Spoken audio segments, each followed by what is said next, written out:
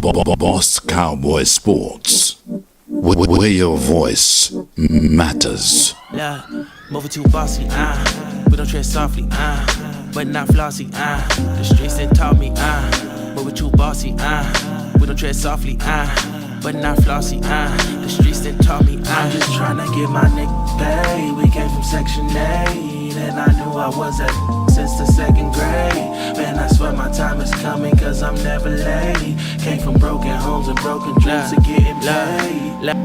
Boss Cowboys. Your voice matters. And it does. And it does. It always does. So today, we gonna talk about you can't be serious about dressing and go cheap on the shoes, Dallas Cowboys. You cannot go cheap when it comes to shoes. Yeah, when it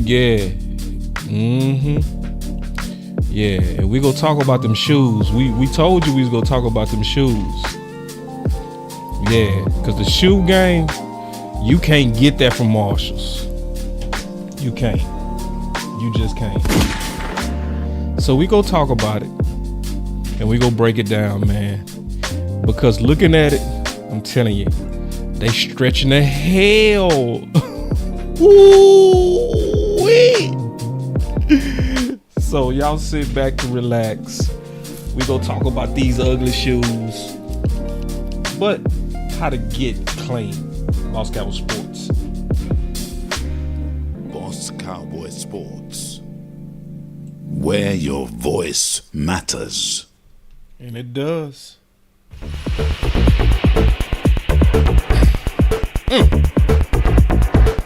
Come on, ugly shoe.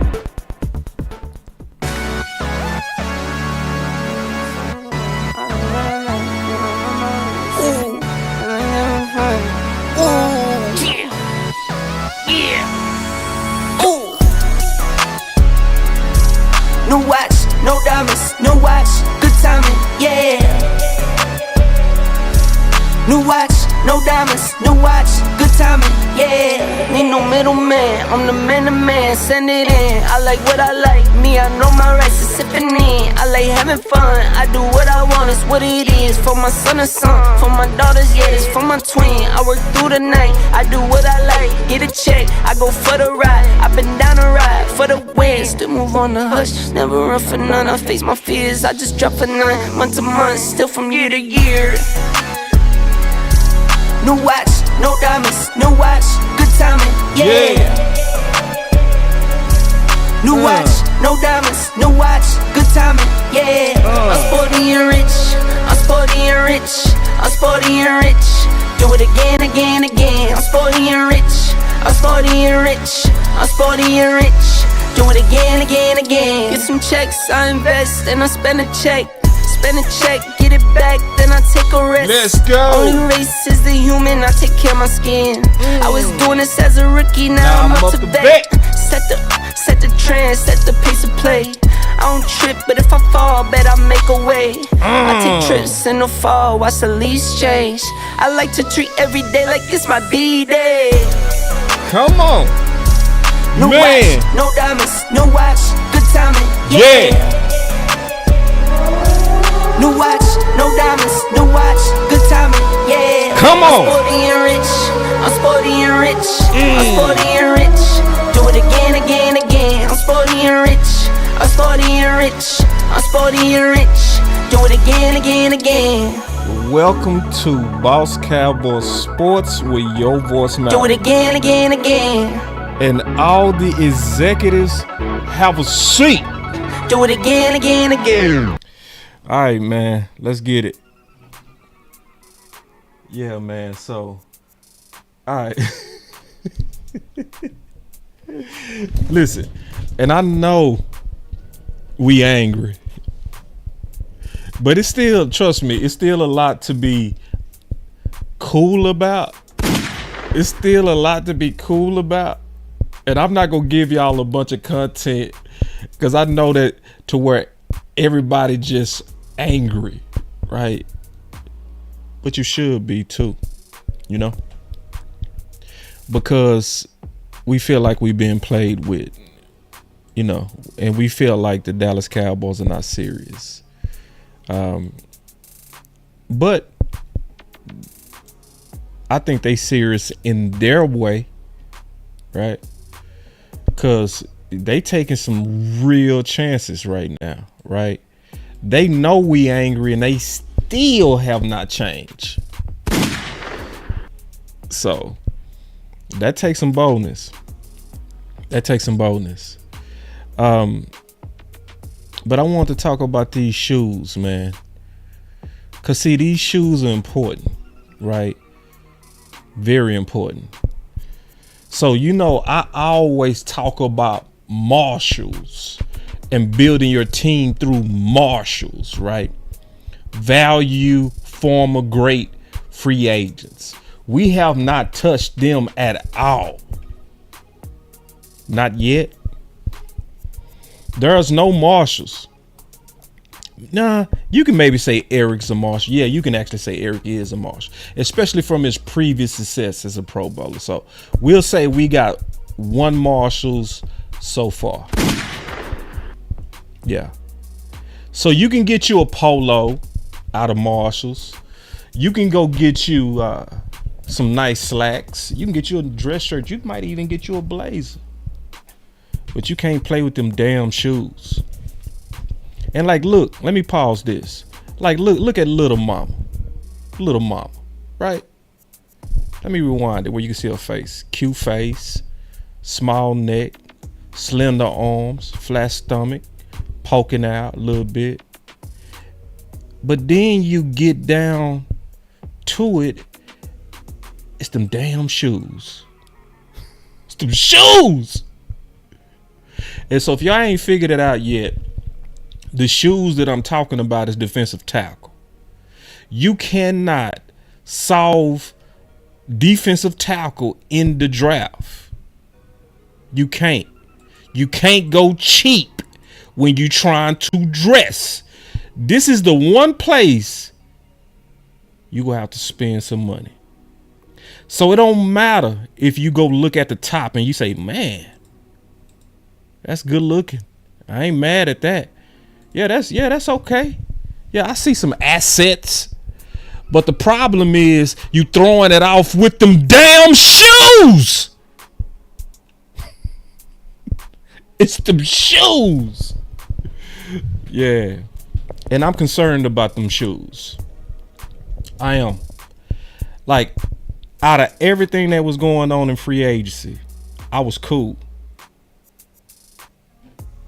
Yeah.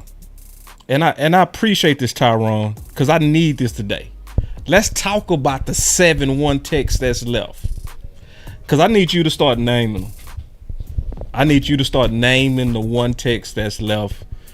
You know, because basically, and I feel you, Tyrone, you saying, hey, don't worry. We can go get the shoes.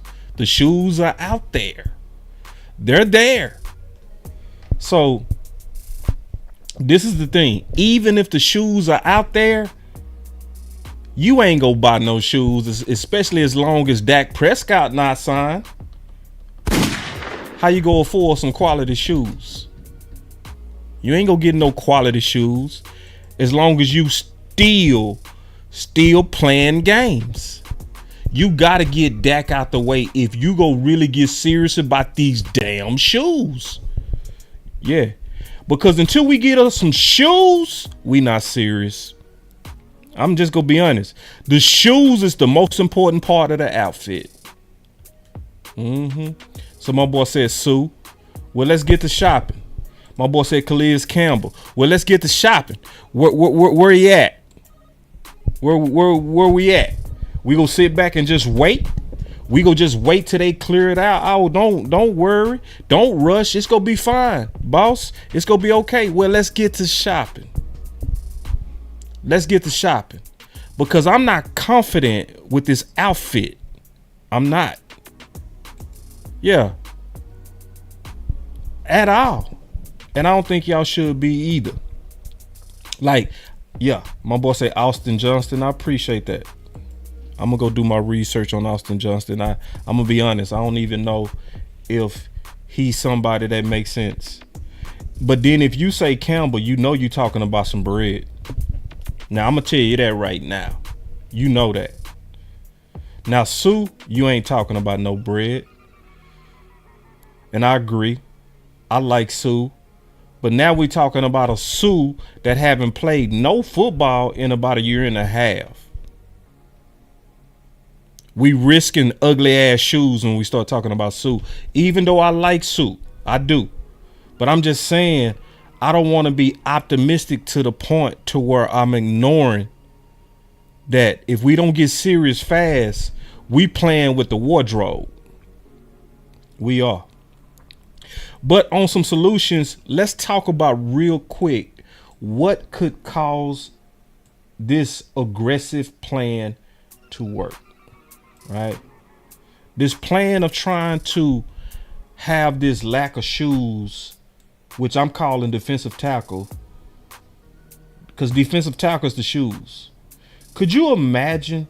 Let me just take a turn real quick and let me ask y'all a question. Could you imagine being a linebacker, right? And as you a linebacker, you walk in and the people that's up front for you is people like, let's just imagine this. Let's just use our imagination.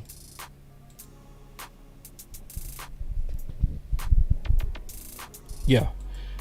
And I appreciate this. My boy say my favorite DT is Rakeem Zanez, really pouches from Tampa. Okay. And I'm going to look him up too. Everybody y'all talking about, I'm going to go take a look at. Because I haven't really dug through the free agents in detail like I have in the past. I'm not going to even cap. I haven't. But I will, because I'm concerned about these damn shoes. I really am. You know? But I know my boy Tyrone Church, he don't play about solutions, so he giving me some good ones. You know, he giving me some, some people to go take a look at it, and I promise you, I'm gonna come back. I'm gonna talk about this tomorrow. But just imagine if you was linebacker and you sitting at a linebacker and you got these dudes sitting as your shoes. Why you think? Let's just be honest. Why do you think Dan Quinn was able to sign them linebackers so fast? Huh? Is it the shoes? Boom shakalaka. Boom shakalaka. Yeah, so let me talk about this real quick, because I'm gonna break down the dilemma that I'm seeing and why I don't think we got time to play. All right, so I want y'all to listen to this and we go break this down. Cause listen, I'm gonna be breaking down. Listen, I got so much to break down from them Stephen Jones comments. I haven't even touched most of the stuff that I want to touch based on what he said. But y'all listen to this. Here we go. I don't look at it as the next few weeks. I look at it as, all the way up and through the season in terms of, how we continue to address this. And, just as we all see that first day. You can't let that go by you. Hold on real quick. Let me fix this real quick. I gotta fix something real quick. Hold on. Y'all give me 1 second. I gotta fix. Okay, I got it pretty now. All right, but I want y'all to listen to close to what he said, and then we go break it down. All right. Listen. I don't look at it as the next few weeks. I look at it as, all the way up and through the season in terms of, how we continue to address this. And, just as we all see that first negotiating day, it's wild and it's big dollars. And but then as you see now, things are calming down. And, that's where we think, you can be efficient. and do good things. I think we have in the past. All right. So my boy Tyrone Church, he naming them names, and I appreciate it, bro. I'm gonna look at everybody, literally everybody you just said. I'm gonna look at everybody, cause see, I ain't gonna lie, I don't have all the answers on this one. Not on this one. I gotta lean on y'all on this one, and that's what I came to do. I want to talk about these shoes, and I do trust, my boy Tyrone Church. He sound like he did his work. I'm gonna go behind you. I'm gonna trust you. I'm gonna verify.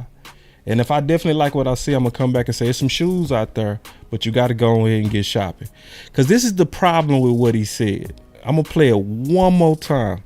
One more time. I want y'all to listen real close. Listen real close to what he said. I don't look at it as the next few weeks. I look at it as, all the way up and through the season in terms of. I don't look at it the next few weeks. I look at it all the way through the season. Basically, we always shopping for free agents. But see, you not being forthright.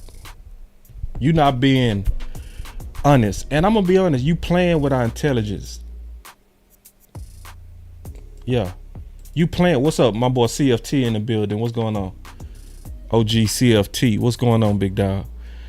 Now, this is where he playing with us. And y'all need to really peep this. So, CFT, let me ask you a question. Is there what's the best opportunity to shop if you got voids? When the grocery store is full or when it's empty?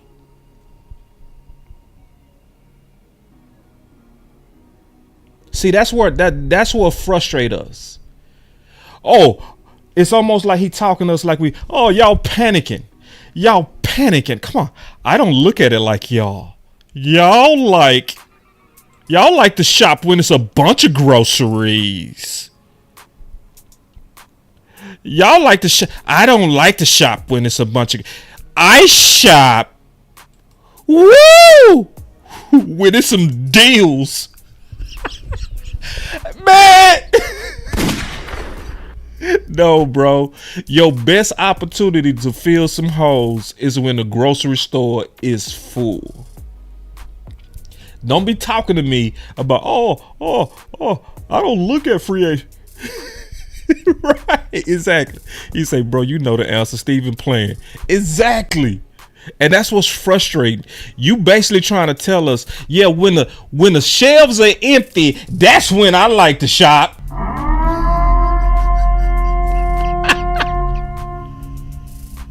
But we hungry, daddy. Hold on, wait. We gotta wait till it fill up. We gotta wait till it fill up. Well, when the next time it's gonna be a full grocery store?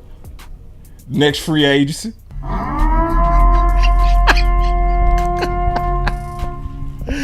Man, you played with us. So, but let's talk about this though, real quick. If this was to work, to get on some positive stuff, what would have to happen? Number one, on a positive note and solutions, we have to get a DT. And I'm going to come back tomorrow as promised, and I'm going to look at these dudes' film. Just like my boy Tyrone Church said. He said there's 7 of them. I'm going to go look at all the dudes he named. Right? And I'm going to talk about the ones that I really believe, based on me reviewing them, if they good fits or not. So we have to do something about DT. You can't play with the shoes. You have to. I don't care how fine you are. If your shoe game ain't right, say, yeah, and I agree. I agree. I love this. Look at this. We need 2. I'm gonna clap it up.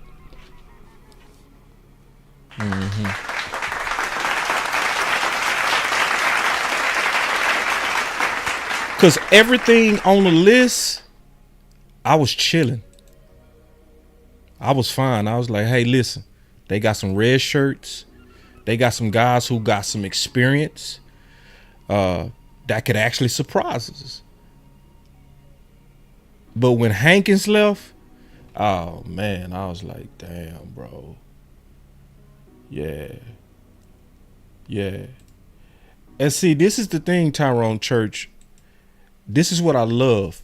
You doing a very good job of looking at what's available for defensive end, right? And other positions, great job. My only issue is that gonna really happen with them not extending Dak? Because it's almost like you can't even go shopping until you free up that money from Dak. And it's almost like they sitting back just like, we ain't in no rush. We are not in no kind of rush. Yep. Which, with a contending team, to me, you should have some type of sense of urgency. You had a team that won 12 games 3 years in a row, and you not in no rush? Like, wouldn't that make you more urgent to sign that? Yeah.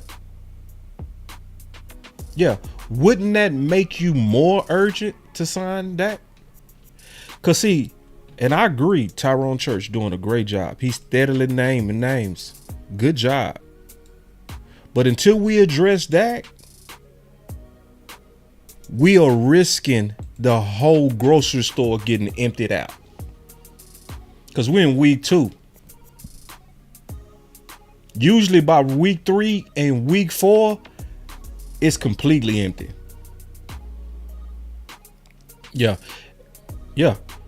And you say the people I'm naming is in our budget, cap budget. Yeah, well, they got to spend on these shoes, bro. And that's the problem. I don't see no sense of urgency to get the outfit right. For real.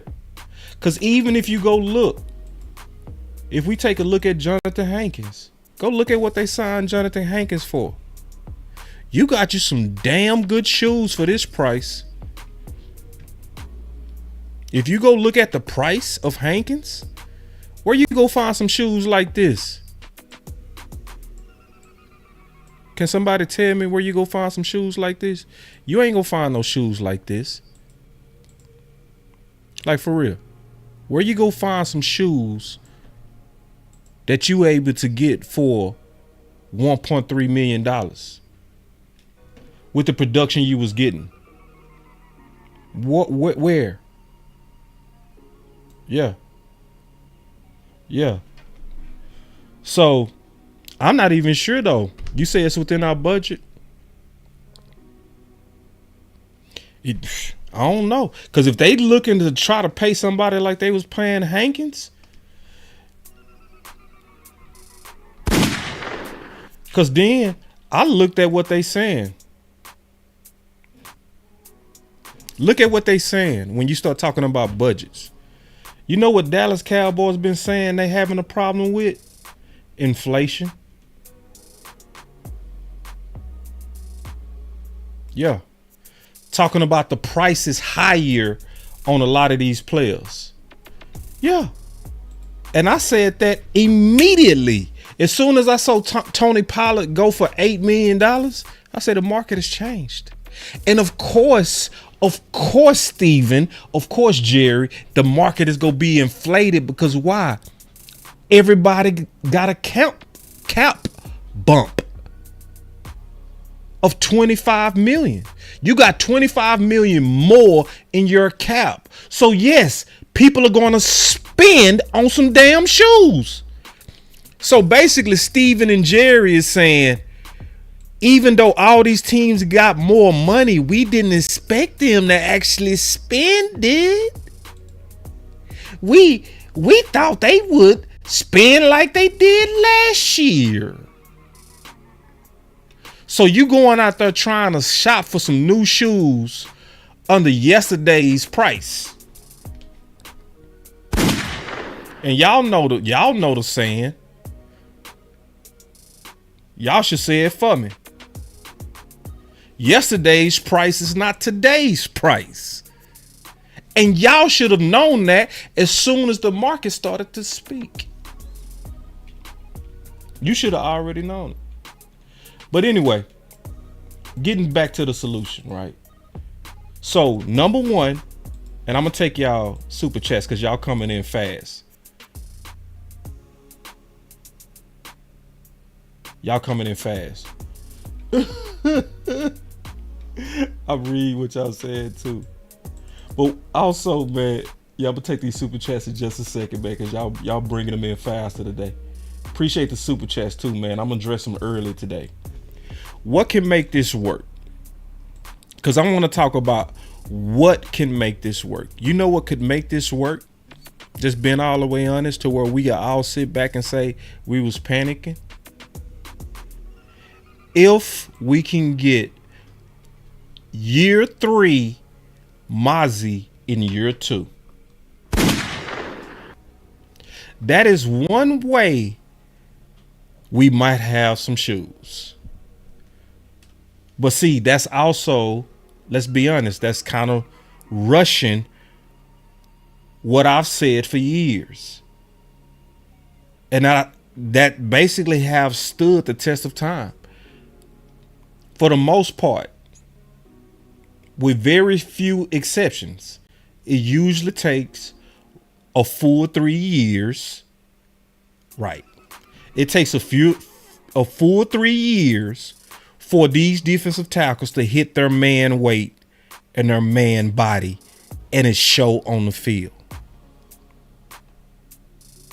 But that's what would have to happen. Right?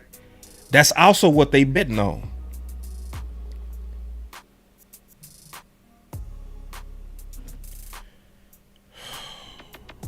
All right. And I'm with you, James. I'm just throwing it out there as what would have to happen. Like what would have to happen in order for us to walk in with the current shoe gang that we have, but yet it work. The only way your shoe game go get good, it's gonna be you gotta acquire it out of free agency, or Mozzie has to hit quick. Is that possible? Yes.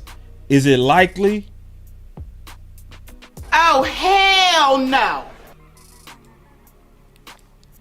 So let me take these super chats real quick.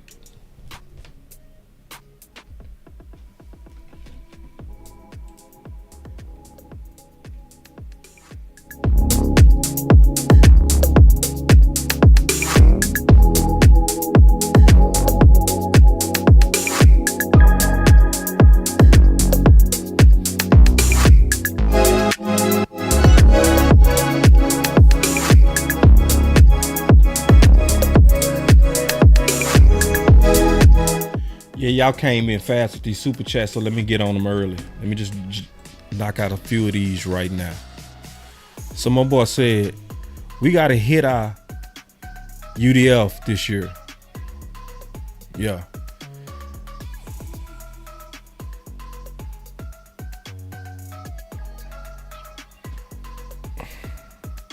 Yeah. I mean, for the shoes, you got to spend, period. To me, you just got to spend. You can't play with the shoes. Oh, I appreciate it. Boy said, excellent content. I just subscribed. Keep grinding, boss man. I appreciate that, big dog. Welcome to the movement. we consider ourselves a movement. And since you just subscribe, I'm gonna tell you, we consider you an executive. So one of the things you should see that's happening right now, I'm not coming in with all the answers. I'm actually getting a lot of answers from my brother like Tyrone Church. He been holding it down, you know, because we're a group. We're a group. And we're a group that your voice matter and you get a chance to participate. It's my job to listen to y'all, research what y'all saying, then come back, give my analysis on it, you know. So welcome to the channel. I do want people that want to be some kind of way active, you know, some kind of way, right? No pressure, but we're really serious about trying to spread ideas that's gonna help us win the championship.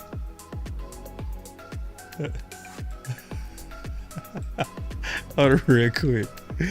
My boy talk about them shoes. He said, "Damn, boss, them white ones look like Ford Tauruses in a thumbnail." Yeah, man, you got to get them shoes right, man. Yeah, them white ones. But that's kind of how we sitting right now.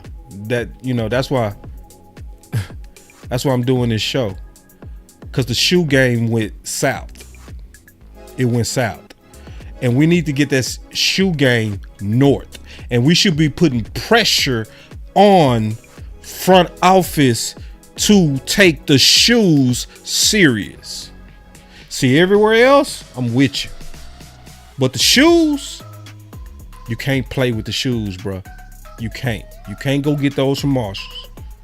Let me go back to these super chats real quick. All right. So this is my last one. Then I get back to the country. He said, "I need that fart noise and the ooh for the Joneses."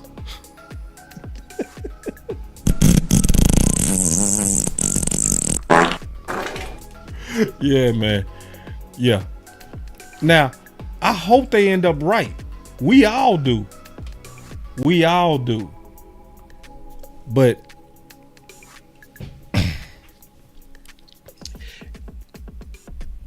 it goes against my common sense, man. You know?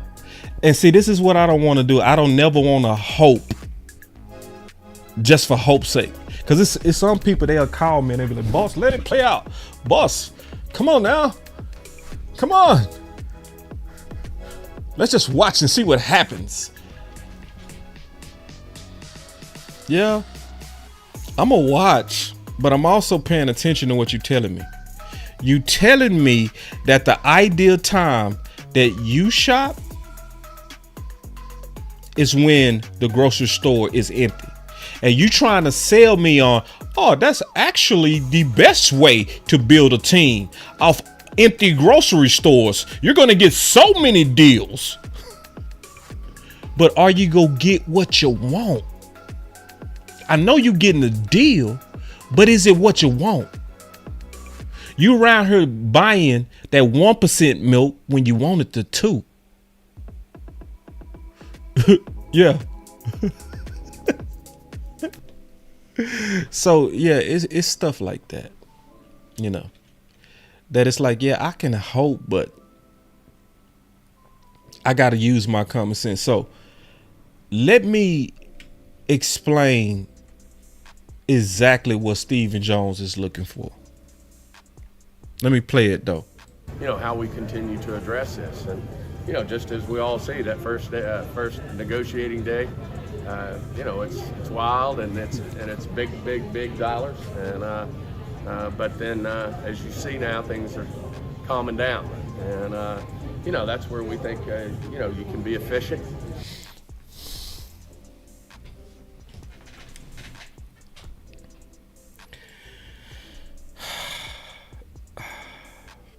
Let me play this real quick and then let me put this B-roll with it. I think it's gonna give it some substance. As you see now, things are calming down.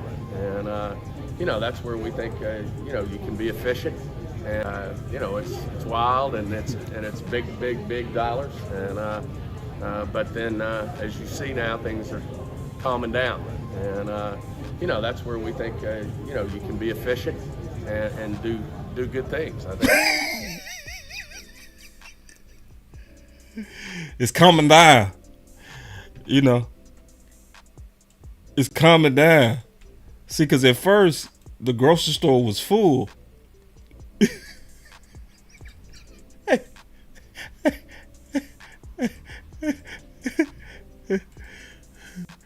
It's come down because there's nobody left.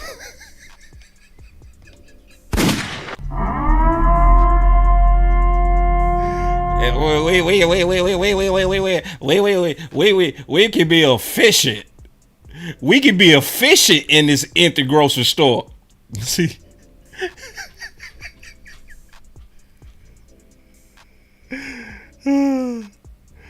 Oh man, let me play that with this empty grocery store as a B-roll. It just put it together a little bit better. Listen.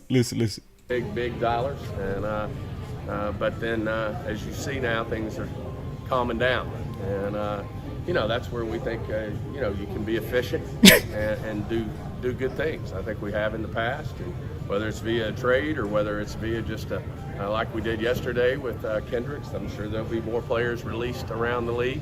Oh, so I ain't gonna wait. Let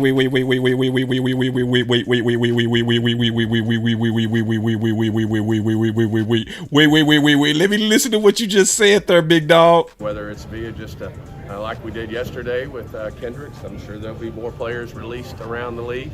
So that's the market you looking for? The market, where you want to shop? You want to shop where, all right. But let me also speak in balance to where this could be smart too. All right, so I ain't gonna totally beat up Steven when he might be making some sense on some things. Okay, now I'm being honest.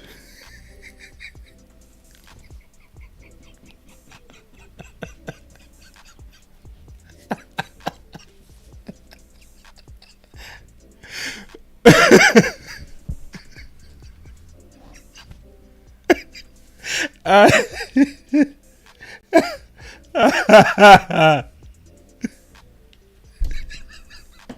right, so I want y'all to pay attention to what he said. This is where he said we go get our deals from. He basically said he's waiting on teams to unload talent for cap purposes. He might have a point, but the problem is, now hear me out, because that's true. That's going to happen too. Like for instance, let me give you a perfect example. I'm gonna give you a perfect example. Y'all remember George Aloka, right?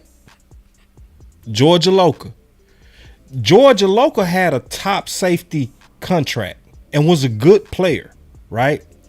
But what happened? The Bengals drafted Jesse Bates, right? And when they drafted Jesse Bates, they had a good second round corner for a way better price. So what did the Bengals do? They released George Aloka. And that's when he went to Minnesota the first time, because he wanted to play under Zimmer. Then after that, he came to Dallas.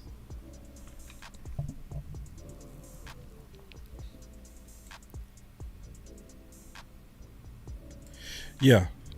Hold on real quick. My boy D.A. Lee with some good stuff right here. He said cut players don't affect compensatory picks, so he would prefer to sign them to save those extra day 3 picks. Yeah. But that's what he's saying. That's exactly what he's saying. He's saying the market that I want to shop in is the fired market. And to me, it's a way to do that smart. It's a way to do that smart.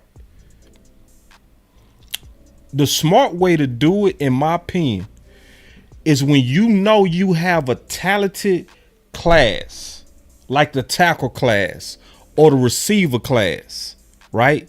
Those are the 2 most talented deepest classes. You can then likely expect layoffs because of the quality that's going to be going into these teams talent-wise. So from that standpoint, I can see where Stephen Jones could sit back and anticipate teams that's going to have to fire good players that's on contracts. But what you're doing though, you don't know who. You just hoping your DT, for example, gets cut. Or you're hoping that one of these running backs get drafted so that then a running back is released and now you have your guy. But that's what he is saying his market is. He said it loud and clear. That's why it was funny, bro. It was loud because he said it. He actually said it. I think we have in the past, and whether it's via trade or whether it's via just like we did yesterday with Kendricks. I'm sure there'll be more players released around the league as people move forward and work within their cap. So you never know what you might see that you don't see today. So notice he said, ain't no telling what you might see that you don't see today. Cause see, them shelves empty. Don't get it twisted. I ain't gonna say they empty. Tyrone Church proved it's not completely empty. He did a good job. It's not completely empty. But don't you kid yourself. Boy, them groceries are leaving.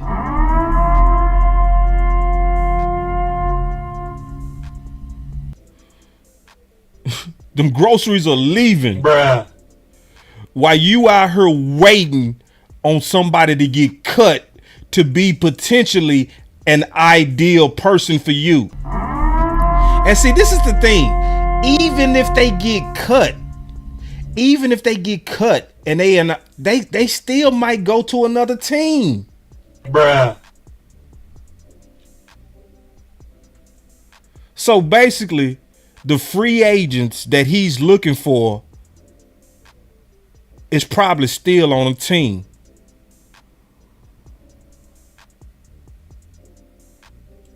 Those are all things that we feel very prepared to make quick decisions on, and I look forward to it.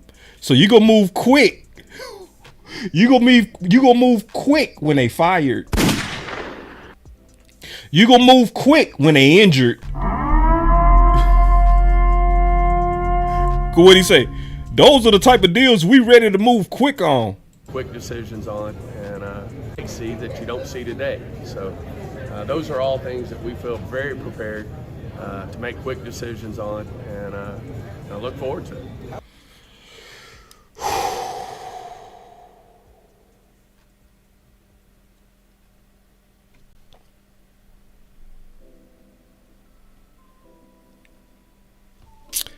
The only thing we can say,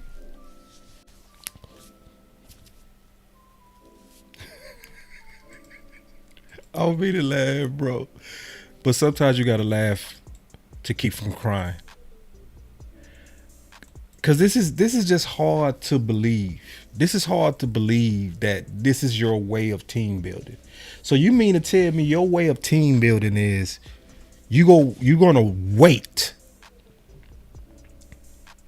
You're going to wait for teams to unload extra talent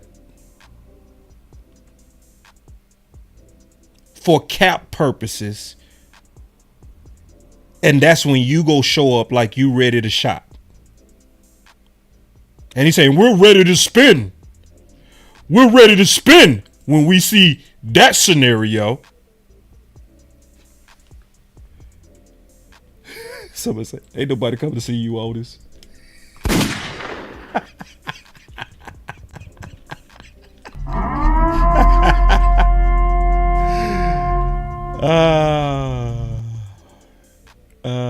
Man. So, Can you imagine? Just hear me out.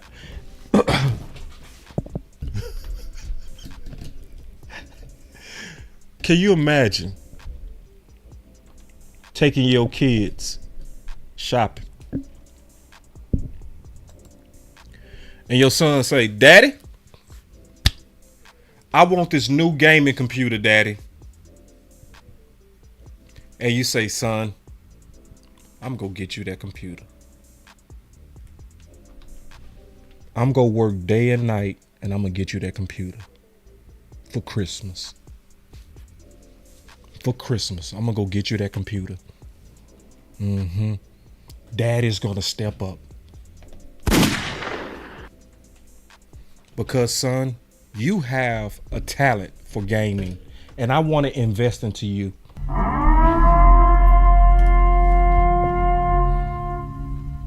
And then Christmas show up.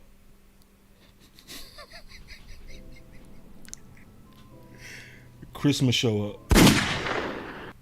"Daddy, where's the computer?" "Son, I promised you the computer and I'm going to get it. I promise you I'm going to get that computer. But first, we're going to camp out at Best Buy and we're going to wait till somebody returns the computer and that's your computer."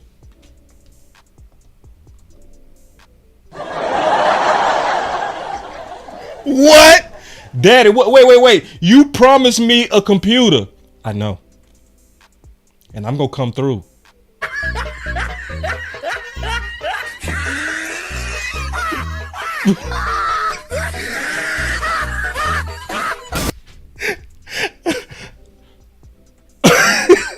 I'm going to come through.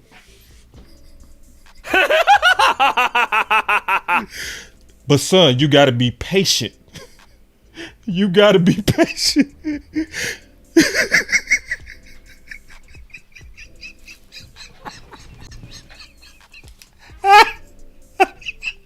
Son, you got to be patient.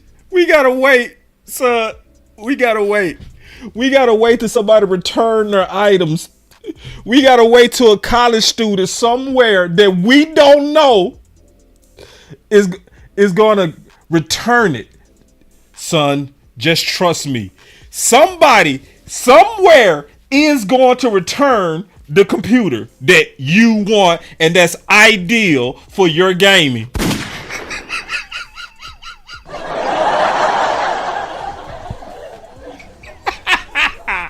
Wait, what? Whoa, wait, man, why didn't you just go buy the computers? Hey, it wasn't efficient. It's not efficient to do it that way, son. What do you mean? Daddy, it was all kind of computers in there. But son, that's not efficient. The efficient way to do it, trust me, is to wait till somebody returns their computer from Christmas and that's your computer. But daddy, when is that gonna happen? I don't know. Hey, if you listen, that's what he's saying. Like, if you listen, that's exactly what he's saying. Like, for real. As you see now, things are calming down. And, that's where we think, you can be efficient and do good things. I think we have in the past, and whether it's via a trade or whether it's via just like we did yesterday with Kendricks. I'm sure there'll be more players released around the league as people move forward and work within their cap. So you never know what you might see that you don't see today. So, those are all things that we feel very prepared to make quick decisions on, and I look forward to it. Son, and when we see that computer, son, we're ready. Son, as soon as they return it, I'm ready. I got the cash. Son, don't you play with me. You see all this cash I'm holding? I got all this cash, son. We're ready. Look. You watch this bunch of ones. Ooh. Son, as soon as it come in, I'm ready. Daddy, that look like only $3, Daddy. You can't buy.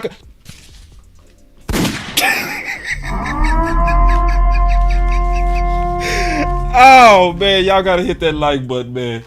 Y'all burning your boy on them likes. I noticed y'all killing your boy, man. Listen, y'all, at least we can laugh, man. Sometimes you gotta just have some fun, bro. Sometimes you gotta sit back and laugh at this stuff, bro, because this is wild. Like that's why I say, man, I can break down these. Listen, I got so much I done heard, bro, that I'm, man, he done said so much that I promise you, yes, a refurbished computer, yes. He want a refurbished used computer returned. That's what he want. That's how he go get us over the hump. A refurbished used computer that somebody else did not want. Y'all got to hit the like button for that, bruh. Y'all got to, bruh. Yes, a refurbished computer.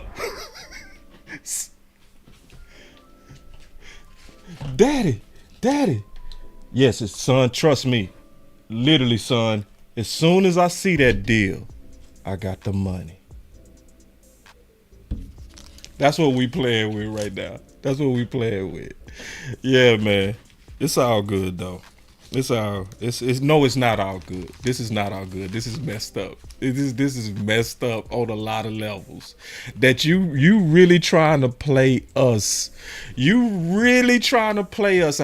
Come on, you goofy fans. Come on, you little goofies. You little weirdos. Come on, free agency. Did you see those prices?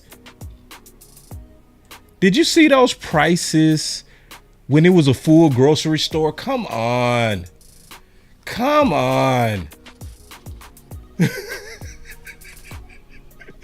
No, we're going to shop when it's efficient. All right. And I hope he right, boy. If he right, I'm gonna be the first one to say, you know what? And y'all know I will. If he right, if this team end up being super cold, I'm gonna be the first one to say, hey, bro, I was super wrong for laughing hard at this grocery store plan, at this refurbished computer plan. I would be the first one to say, hey, bro, listen, I was laughing hard at this. Hard, tears in my eyes while live. I was laughing. I would be the first to say, bro, and I would say y'all need to apologize. We all do. Yeah. Cause you sure letting your nuts hang on this goofy. I'm trying to have some optimism in it, but it's almost like every time I try to have some optimism, it's like I hear a noise in my ear. It sounds like goofy. It's like every time I try to believe this, I think about Amari Cooper or something. All right. So I want to show y'all a couple of more things too. Talking about shoes and other things.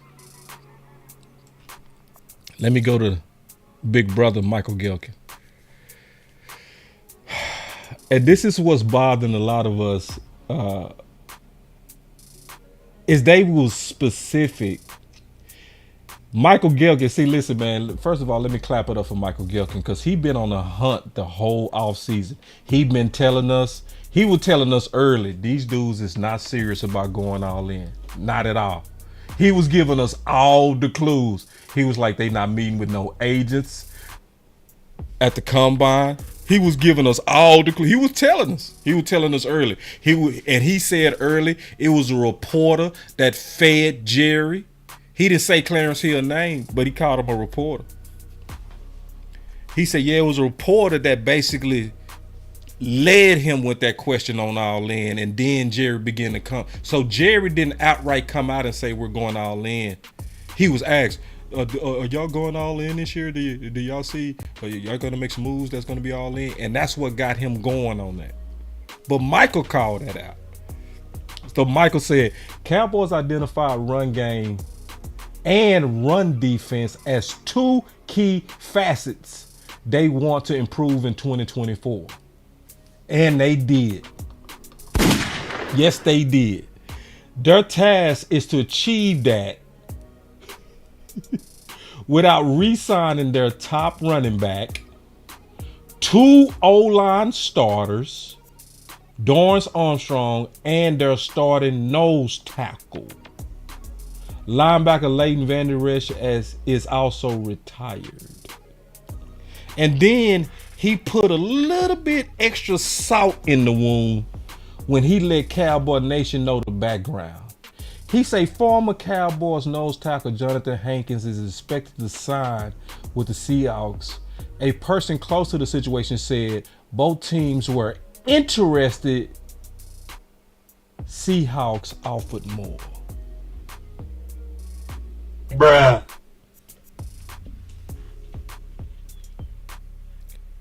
So what am I saying? It came down to how bad did you want them shoes for that outfit. Seattle said, we go pay. Even if we got to overpay, we're going to pay. Because you got to have some good shoes. Dallas said, we going to have to find us some more shoes.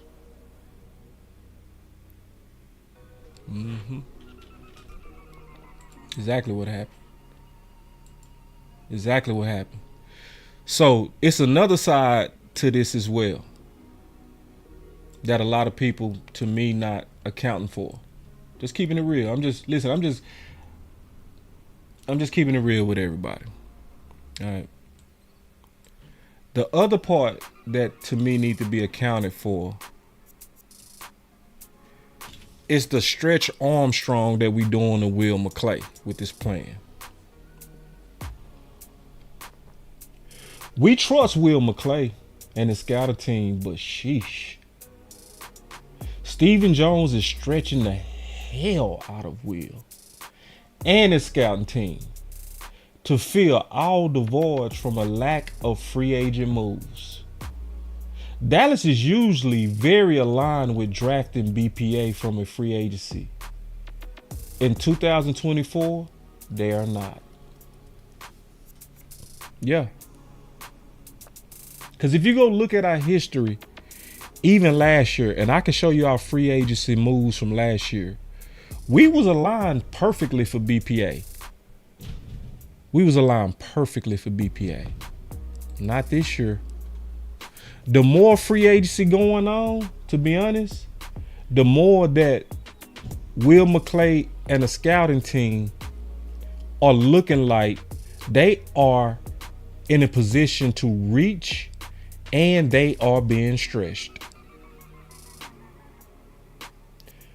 They are basically saying, Will McClay, you have to get them first 3 picks all right. You gotta, and see, the one that they not gonna get right, if any one of y'all starts screaming and shouting, if we get a defensive tackle, I'ma just tell you straight up, You can't handle the truth. And goofy. Cause how many times we go fall for instant impact sales pitches when it don't happen? How many times they go sell us that Tristan Hill is gonna come in and he's going to do what Thornhill couldn't do, and that's stop the run as a rookie. Hey, see this guy? Number 1 bullshit guy. He do the wee woo.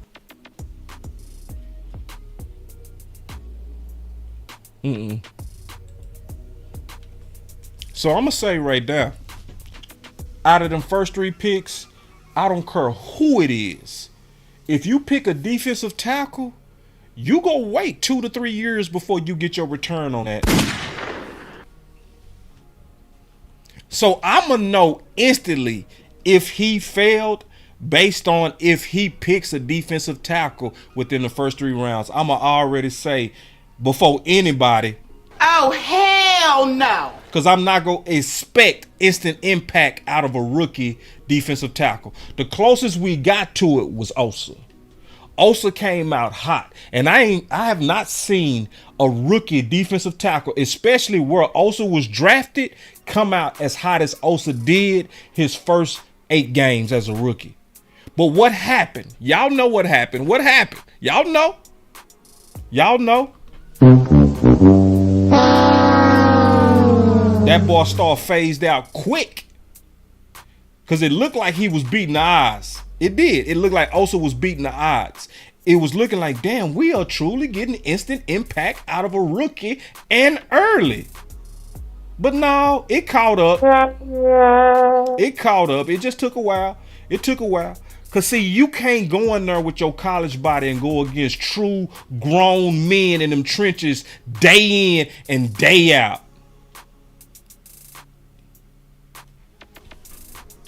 But that's what they're doing right now. They are stretching the hell out of Will McClay and that scouting team. And I love what you're saying right here, man. I love what you're saying right here, Tyrone Church. We got to look at options like this.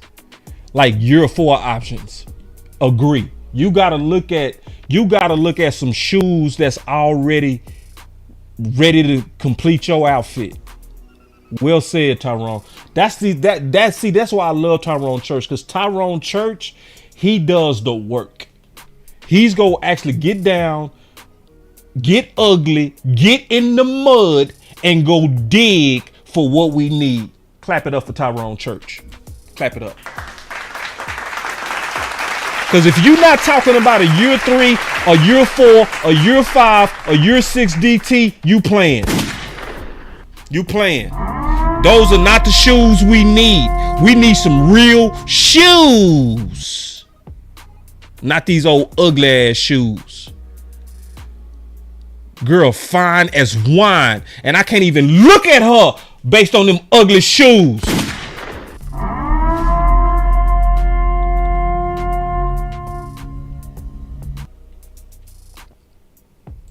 That's exactly what's happening, man. We stretching, Will. Yeah. And he go literally have to hit. The only good news is this. This is the best news. One of the best things is Jerry did say, this year, we're not drafting for the future. That's the best thing Jerry said in his all-in statement, in the original one. He said, that should tell you a lot. He said, we're not drafting for the future, and that should tell you a lot. To me, that's saying they are going to allow Will McClay to get the best player available. Because last year, they obviously drafted to fire guys. And they're firing those guys now. They drafted to fire guys, and they getting rid of those guys right now. They drafted to get rid of guys. Yep. But this year, this is the good news, Cowboy Nation. It's not all, hope is not totally lost yet. It looks bad because they trying to sell us that we go be able to get some damn good groceries in an empty grocery store. Oh, you see this guy? See this guy? Number 1 bullshit guy. He do the wee woo. You trying to sell us that in an empty grocery store, we go come out with just a gang full of groceries. That's what they telling us. And our common sense is not jiving with it. It's not jiving. Isn't it like, nah. Oh, hell no. Nah, I ain't believing that you finna fill all these holes based on just waiting on teams to fire some of their assets, and you don't even know who go get fired. You don't know when that refurbished computer go come back to Best Buy, but you and your son looking goofy as hell waiting outside Best Buy for somebody to return a refurbished computer. So our next best chance is the draft. And that's where, if they truly do go BPA, we still can come out good. I'm gonna just go tell y'all straight up. But the key is gonna be truly going BPA.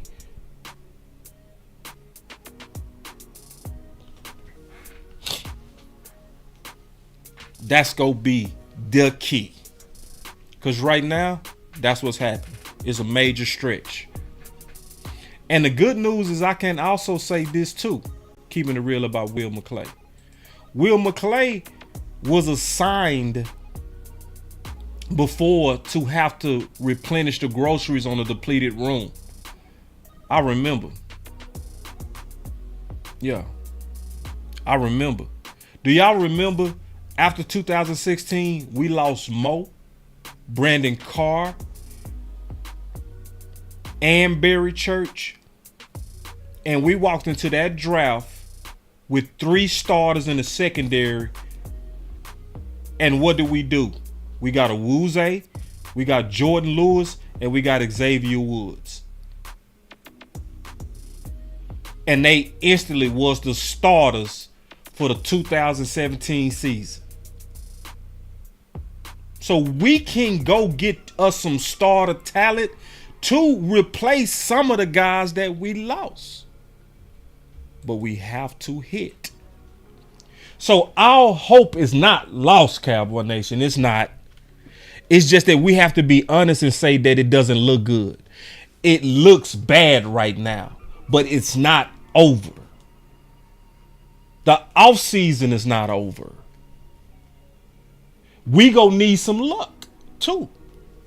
Cause Stephen Jones already said, he already told us, well, you know, there's some teams out there for cap reasons that's gonna let some of those guys go. So that's gonna happen. Yeah, he's sitting outside Best Buy waiting on a refurbished computer. So we gonna need somebody sitting at home who opened up their Christmas gift, saw their laptop, and said, Daddy, I didn't want this. I wanted,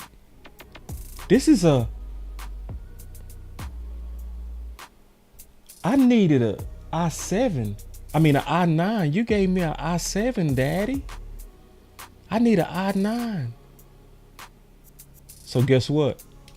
That daddy takes back the computer. And we got to be sitting right there.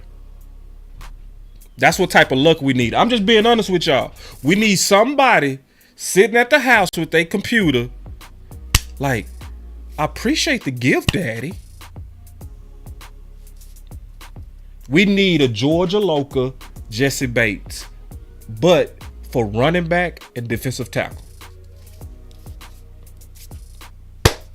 Just being honest with everybody. It's just what it is. But the main thing I'm going to say, though, is we still have some hope left. It's not totally lost. It looks bad, though. It looks bad. But there's a chance we still can win. And be very good. See, because I'm going to tell you, we still got a lot of talent still on this team. And I'm talking about real good talent. I'm talking about a few of our best guys, especially this previous year, was top 2 in their category. So we still have pivotal talent in key areas. Michael Parsons is pivotal talent. Pivotal. Tyler Smith is pivotal talent. Top 2. Bland. Pivotal talent. Top 10. He ain't top 2. Diggs, when healthy, clearly top 2. CeeDee Lamb, the way he ended the year, top 2. I mean, we got some boys still left. I know we mad, but if you sit back and really look at what we sitting on, we still got some dogs. We ain't dead at all. Matter of fact, we very much alive. It's just, what are we going to do to fill the holes to make us a complete team? That's what most of us are concerned about, the completeness of the team. Don't forget, Dak was a runner-up MVP with better numbers than the MVP. So I'm not gonna sit over here and act like we just dead in the water. We not dead. We not dead. We just upset because these moves are not moves to say that you serious about getting over the hump. But do we have a chance to still try to make up for it? I say we do, but you ain't gonna do it unless you get serious about these shoes. Period. If you don't get serious about these shoes, we bullshitting. I'm just being honest. If you don't get serious about defensive tackle, that's what I'm talking about. The shoes. Yeah. We in trouble. We in trouble. Because we have a young linebacker room. Yeah, with a young linebacker room, don't you want some experienced, high quality defensive tackles? Don't you want some quality shoes on that outfit? It literally makes no sense to have all this going on and get to the bottom and it's ugly. Makes no sense.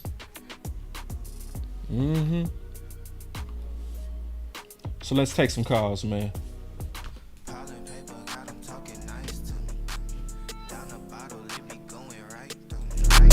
Brown baby down to take a flight to me. They think that I'm stunting, but it's slight to me. Piling paper got them talking nice to me. Guess that's why the labels want the rights to me. CD on my back and it feel light to me. They think that I'm stunting, but it's slight to me. My boss say, Boss Cowboy, you know feet guys don't care about shoes. Man, yeah, you do. You care about them shoes, bro. You do care. Man, don't be acting like you don't care about them shoes. You care about them shoes. Nah, I don't care about no shoes. Somebody fine like that, man, you can have all the ugliest shoes in the world. You sitting there looking all, man, pause this. You can look how you want to look. Not the Cowboys, but when you look like that, you wear whatever shoes you want. I ain't lie to you. Wear your shoes, baby. Yeah, y'all give me 1 second, man. We got Coach Marv in the building. We got the phones up. So if y'all go call in, go ahead and call in. Let me put the phone number up there so we can talk about whatever y'all want to talk about. Now, this is a freestyle, so that means you're not subject to just talk about today's topic. You can talk about whatever you want to talk about. That's the definition of freestyling. Talking about what you want to talk about. All right, so I'm getting ready to get on, man. But before I do, man, you can't be serious about dressing and go cheap on the shoes. You just can't. You're not serious. Not as a man. Now, you fine, female, yeah, you can do whatever you want.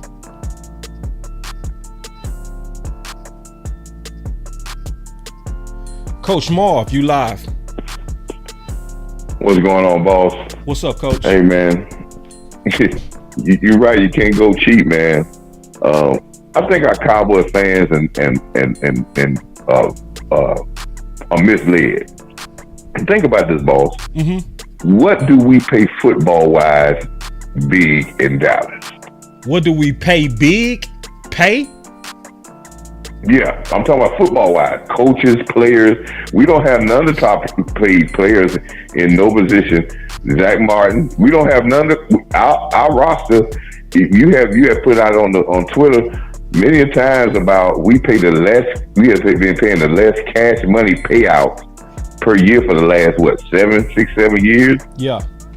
We don't have big contracts. We don't pay coaches well. We don't have the highest paid coaching staff. It's been on the lowest paid coaching staff. The only thing that we spend money on is media. We don't spend money on football. We got this aura about us, like we do it big in Dallas, and we spend we the richest franchise, the most valued franchise, and we spending so much money. And Jerry talk about, I ain't never been afraid to write a check. Since Dak got his big extension money, they hadn't paid a bonus. I think they paid Diggs a bonus, but they probably paid 2 bonuses in over $10 million. And that was Dak and Diggs. Other than that, we don't spend money. Yeah. We don't spend money. Coach, hey, I gotta say something too, Coach. Coach, you've been saying since last year that you suspect that the Cowboys could be having some money issues. I'm gonna say this. But hold on. Hold on. Okay. I gotta say something though. I've been hearing them talk about that on the fan for the last 2 days. That is some about money issues. Yeah. And Coach, you was the first one and loud about that, Coach. You know what I mean? Yeah, it's people starting to question what's going on with their financials. And I'm telling you, Coach Marv been telling me this behind the scenes for over a year. Facts. So I just want to give you your medals for being early on that assumption. And see, we never talk about that loud because that's a hard thing to say loud. But I gotta say, Coach Marv been on that thing for over a year. But go ahead, Coach. We have to understand that every owner of every team and all these sports franchises, that's not where they make all their money. They don't make their billions off of that. They don't. Now they may be worth a lot of billions because of the value of the team, but they make their money off their other businesses, right? So the Cowboys are big in real estate, and then they bought that energy company and oil. That's where their bread and butter of their money comes from. And when you start to build your businesses, you need capital.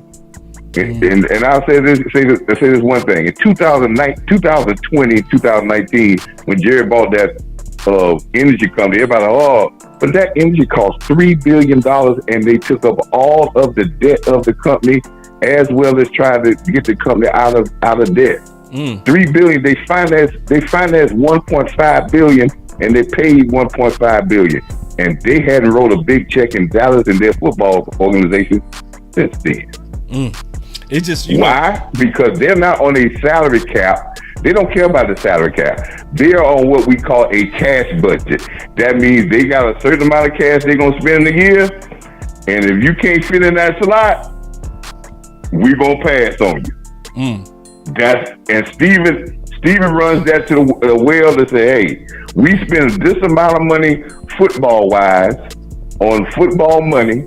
And if you don't fit in that slot, and we're going to be profitable at Dallas, and we're going to take the profits off of our backs, and we're going to take that profit and finance our other businesses that make us billions.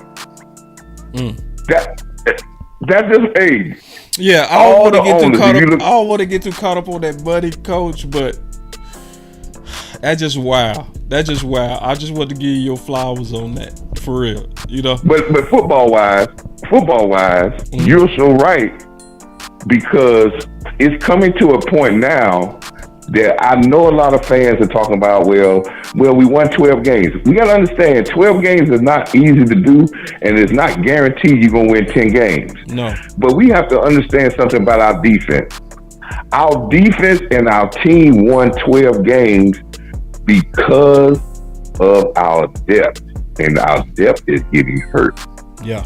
That's why we were so successful, because we had so many players that we could sustain.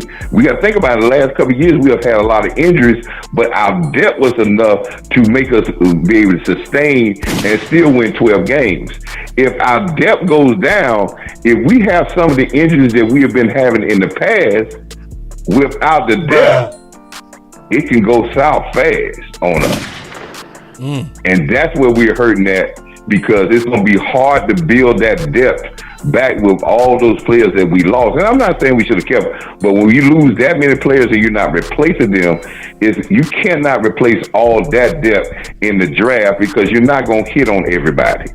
And you're going to have to be able to get some guys, and the word is getting around in the players in the NFL that the Cowboys are not paying no money. They're trying to dress it up, and they're trying to put on the suit, but they putting on tennis shoes and they ain't putting on Jordans. They putting on Reeboks. And the Reeboks is the bottom half of your roster. They're trying to get everybody for $1 or $2 million and giving out $200 or $150,000 signing bonuses and thinking that's really doing something.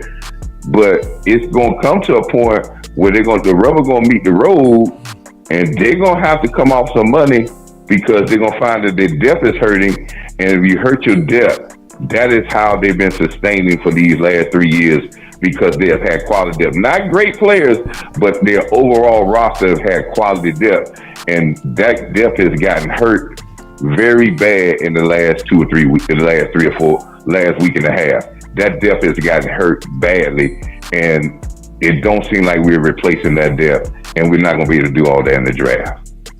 This point blank. Yeah. We're going to have to wait till somebody get cut. We're going to need a refurbished computer. Oh yeah, so we get guys to get cut. So then what Stevens likes to do, if we get guys that's been released, that's not picking up free agents, and then it doesn't hurt our comp picks. That's why they want to wait for people to get released and get guys off waivers instead of trying to get. But then, right, that's what they're trying to play that game. But that game is a very, very hard game because we sitting outside you have to take the temperature of the players. Right. Go ahead. Right. Go ahead. You have to take the temperature of the players, boss.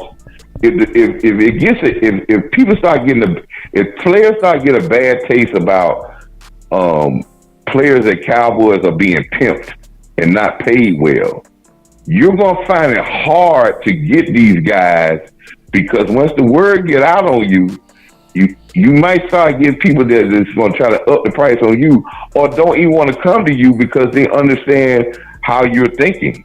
So we have to have a mixture. There's going to have to be a mixture where we maybe pay a player here and take a budget here. And we're going to have to do something to make ourselves look like we really are not trying to lowball the NFL players, because where it looks like now, we're going to have a couple of $40 million, $50 million players, and then a bunch of $1 million, $2 million players. That's where it's starting to look.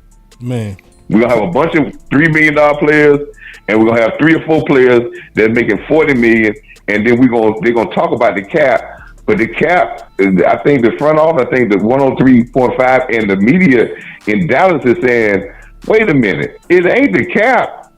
Why y'all not even paying bonuses to guys? Why everybody sign a 1-year deal? Right. Why we even try to spread the money? Yep. So it in the smoke, boss, there is fire, and the smoke is starting to peel out a little bit. So we'll see how it play out. But yeah, but it's hard to believe that a $10 billion company may have cash flow problems. It happens all the time. Yeah. In run. Yep, it happens all the time. Yeah. So good call, Coach. Appreciate it. All right, boss. Appreciate it, brother. All right. Call back if you get something else. All right, brother. All right. Yeah, because Coach, he'll think of something and he'll call you back. He'll be like, I thought of something. Pastor Taft, you are live. What's good, boss? Hi, Pastor. How you doing, sir? Man, I'm doing good, man. I know it's been a minute. I've been listening in, but I ain't called in, man. Just with everything, man. Continue to love what you're doing. Thinking that, the new leader needs to continue to put more pressure on Steven. Yeah. To be honest with you, man, not surprised at the moves we're making. I think that a lot of the guys, of course, that went with Dan Quinn, they were Dan Quinn's guys, especially on the defensive side, and he was really pushing for them. I'm still somewhat optimistic though, because we really have to see what the draft is going to do. But yeah, I'll be honest with you, boss. I know that they're probably going to draft a tackle. Yeah, but I'm gonna be honest with you. I would be fine if they went Brock Hoffman at center, TJ Bass at left guard, and Tyler Smith at left tackle. I agree. Me too. I mean, because Hoffman is nasty, man. Yeah. At that center, and I like his tenacity. Yep. And I think we'll be able to hold up well from the O line. So any depth that we can help, and I'm sure they're going to draft somebody. But that if they did nothing, I think we would be okay. But of course, I'm kind of like you. I think they should either get Barton or Mims if he's there, because you want to have that to build for the future. Yeah. I'm hoping that they make a move at running back. I'm interested to see what Snoop Connor does. And I'm really interested to see what Malik Davis does too, because we've seen production. It hasn't been great production, but we've seen some production with them with Davis over the years. If he's still there, but I still think we should make a move for like a Damon Pierce or somebody. Even bring Zeke back if need be. Yeah. And still draft and do that. Right. But I think that we a lot of the injuries that we had this previous year, with draft picks and undrafted free agents, I think it's going to prove us well if they come back healthy. But this is going to take us into training camp, man. You know how we do. Yeah. We're going to go all the way to training camp. Their court, they're not getting rid of that. They're going to sign that. People need to stop all that foolishness. Yeah, they're going to sign that. They're going to sign that. Yeah. And then by the time we get to training camp, man, that's when the moves are going to be starting to be happen, man. They're going to fill holes to do all that stuff there about people being released, people being on the street, doing all of that. I wouldn't be surprised if they made some moves to even jump back in the draft to trade down and try to get like a 4th round pick and get some more picks. I really like that. But I'm interested. Yeah, I wouldn't be surprised if they did that. And from the defensive backfield, we said, I want them to sign McGilly again. But I really want to see what this kid Eric Scott Jr. does. When he was at Southern Mississippi, he was a gamer. I do think we need another receiver though. That's the only thing concerning me is receiver. That's what I'm really concerned. And I wouldn't mind them going BPA either first or second round. Well, I shouldn't say that. It's receiver and linebacker. But I really wouldn't mind them going BPA in the first or the second round, man. Because I'm like you, man. I'll be honest with you, man. The steal of the draft is that dude Leggett from South Carolina. Yeah. Oh dude, yeah. Oh yeah. If we can, because he gonna be there in the 3rd round, bro. You think? If we can get, I think he's gonna be there in the 3rd round. Be there in no 3rd round. You think he's gonna go in the 2nd? Yeah. You think he'll go in the 2nd? Yeah. See, but I don't know if we're gonna pull the trigger from the receiver in the 2nd round though. No, I don't think so. Not now. Not based on how free agency is right now. But I was just saying, I don't think he go get to the 3rd. But he could. He could. I've seen crazier stuff happen. You know what I mean? So it's possible. I'm not one of them. He's not. Oh, he's gonna be long gone. Like, it surprises all the time in the draft. Always. So. Yeah, man. But if he run in the 3rd, man, if we can get him, I mean, of course, there's other good receivers there too. Yeah. But I see them taking a receiver in the 3rd round, either receiver or running back in the 3rd round. I think they're gonna go offensive line probably 1st round, 2nd round, either D tackle or linebacker. In the 2nd, in the 3rd round, I see them taking receiver, man. But I'm still interested to see what some of these undrafted free agents from last year gonna do, like Cropper, and some of the other guys I'm still in the practice squad. Yeah. And I pray that what's your boy Stevens, the tight end that was showing out. Oh man. And man. Yeah, man. Like, if he ain't got hurt, man. You know what I'm saying? Yeah, man. That's what I mean. You could see that juice. That juice was just coming. Yeah, bro. Yeah, that's what. Yeah, bro. That's why I was saying we got a lot. We just angry, but we still have a lot. You know what I mean? But yeah, you're right. Yeah. Very measured call. Very, very sober, measured call. Because it's not as bad as what we saying, and it's not as good. You know what I mean? Well, we ain't really talking about good. You one of the few that's actually talking about the good. It's a lot of good though. It really is. It's just that we frustrated because Steven doing what he normally does, and it's like, you go do it again? Like, come on. Like, you go run the same play? That's what's frustrating a lot of people. Yeah. Yeah, it frustrates me too. I mean, I think we want to make some splash and do something like that, but that's just not what we do. Nah. You know, and it's just not what we do. And we got some stuff in the bullpen that we got to see works out. It just hadn't been proven. Yeah. And that's what needs to happen. But I still think that the defensive line, that D tackle and linebacker, we just got to be able to stop and run, man. Yep. Offensively, we there, man. But we got to get some shoes. We there. Got to get some shoes. We do. Yep. We do. Shoes need to be first. That's it, man. Don't play with the shoes. Get the shoe game right. Appreciate it, Pastor. Not a problem, boss. I'll be blessed, bro. Thank you, Pastor Taft. All right. So let me lock these phones. I gave y'all plenty. The conference has been locked. Gave y'all plenty of time to come up in here, man. All right, Gary, you live. What's going on? What's going on, boss? What's going on, man? Yeah, man. Listen, I'm kind of.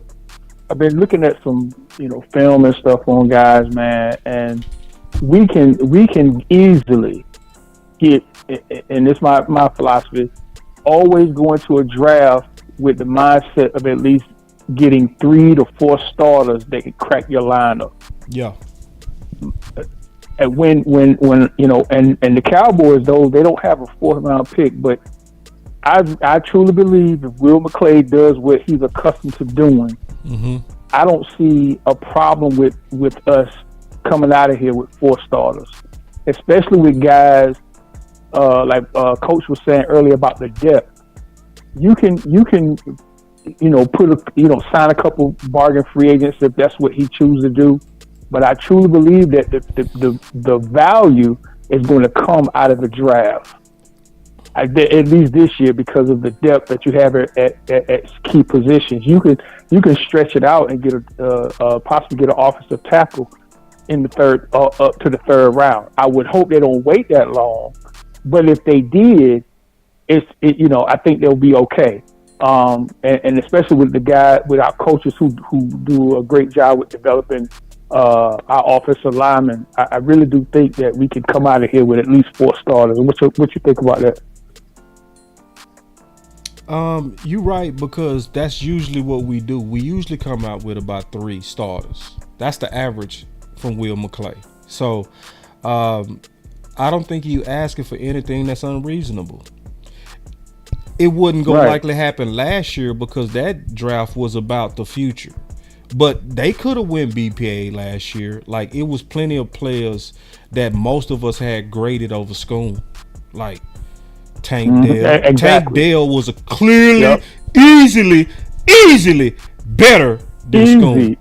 You see what I'm saying? And Osiris Torrance is with, and Osiris Torrance Matthew Bergeron. Right. And Matthew Bergeron. Matthew Bergeron went to the top of the 2nd. But still, same point. You know what I mean? Same point. It was a lot of people that we could have improved the team with if we went with the best player, and we didn't. And we didn't. Right. So I do think this year we will. I think this year we're going to get the best guy. I do believe that. I do too. Because I do too. They have to now. I truly believe that. They have to now. Now, it's also setting up to where they could reach. They could. Like, you know what I mean? They could, because they know you can't trust our running back room. Right? You can't. So, if you sitting there in the 2nd, you telling me you're not going to feel that pressure if you start seeing some of your running backs coming off the board? You telling me you not going to... especially at receiver. At receiver, too. Yeah.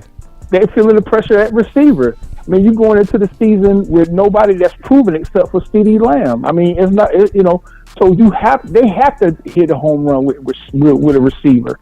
They have to. Yeah, I know so they can reach. Cropper and those so guys, it's set up for them basically to do BPA, or it can set up with the womp. Right. If they would sign, if they can would sign free agents to fill holes on their roster. Yeah. Then they can. They'll have more ammunition and more miss room if they can go BPAs in. Right. But they have to go in and sign some guys. And they usually do, Barry. They usually do. Right. So we still early. Tyrone Church is right. He been trying to come us down. Shout out to my boy Tyrone Church. He right. We all do need to calm down just a little bit. I think our Green Bay anger is still kind of fueling us and our impatience. But when we all settle in, you right. We gotta let this play out. We gotta let free agency in. We gotta see how free agency lines us up for the draft, right? Once we put the emotions down, that's consistently what we've done. So why would we not do that again? So, all right. So, but good call, Barry, man. Very good call. I knew you up against it, man. I appreciate it. Yeah, thanks, man. Appreciate you. I appreciate smart calls. I really do. I like smart calls. Man, some of y'all hung up. Tyreek, I knew he wouldn't. Tyreek, you live. I knew you was gonna hang in there, boy. Yeah. I knew you was gonna hang in there. What's going on, Boss Cowboys? What's up, Cowboys? You know damn well I wasn't about to hang up. I'm over here fuming. I ain't trying to hear none of that. I knew it. I say Tyreek is gonna sit put. That's why I put you last. I knew it. I say that boy is gonna chill. Yeah. What's up with it, big dog? Yeah, I ain't trying. Hey man, I am not waving no white flag for no Stephen damn Jones. He don't have no skins on the wall as far as I'm concerned. If Jerry want to do some BS, I understand. He has skins on the wall. He's in the Hall of Fame. He got the right to do that. But Stephen does not have the right to make these dumbass moves because it's like, bruh, your team got annihilated in the first round of the playoffs, bruh. We've been getting kicked and punched in the mouth for I don't know how long because you're penny pinching and you're not putting stars on this team. I understand that we do hit on certain players. We do have certain stars on our team, but Super Bowl teams or contending teams pile on. They bring more talent in. They bring more people in to get over the hump. They keep being mediocre and expecting us to be okay with it. And I'm like, yo, that frustrates me because how can you walk with the chest out and you ain't did nothing, bruh? You know what I mean? Only thing you have done is we have won 3 years in a row, 12-5. I got you. You know what I mean? I get that. That's good. That's a start. That's what some will call a start. But we got to go further than that because it's like, me as a Cowboy fan, I can't speak for everybody, but I'm gonna speak for myself. It's so disturbing when you sit back and watch how other teams that was just in the playoffs last year, they went deeper than us, but now they're retooling. Even though they lost some players to free agency, they're still retooling and they're setting themselves up to get ready for this draft. And they're doing the same thing that Stephen Jones is talking about. They're retooling for when other players get cut off of their teams, and now they can go to a contending team. We're not a contending team like that. Like I get tired of the dumbass wordplay of Stephen Jones because he acts like everybody is stupid. Man, we blind. That's the thing, bro. That's the thing. It's that spirit of, oh yeah, you fans calm down. See, y'all look at free agents as the first 2 weeks. I look at it year round. Like we don't know that you basically telling us you looking at an empty grocery, store. You know what I mean? But you talk to us like we stupid. Like, oh, you guys are panicking. Oh, y'all like a grocery store full of groceries. Not me.